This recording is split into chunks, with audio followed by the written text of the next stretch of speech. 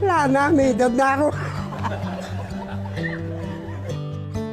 Alam mo, kahit dati, kinita ko 90 pesos.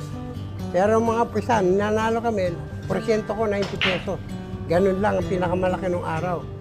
Pero yung mga itong mga, ano na, nagkakapisa na ng malalaki, doon pa lang nagsimula.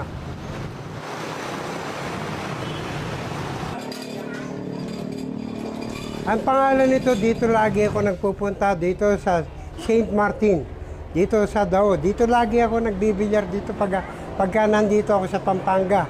Nandito lahat yung mga kaibigan ko, mga kumpare ko, itong may-ari, ito ang kumpare ko, si Pare Ruben.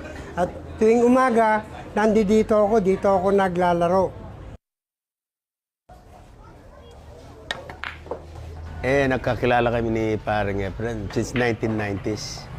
Simula nung nagkakilala kami ni Parang Efren, yun, ang parang magkapatid na rin, gano'n, magbarkada na rin.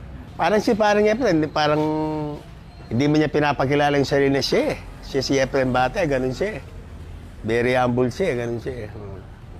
Hindi mayabang, hindi mas...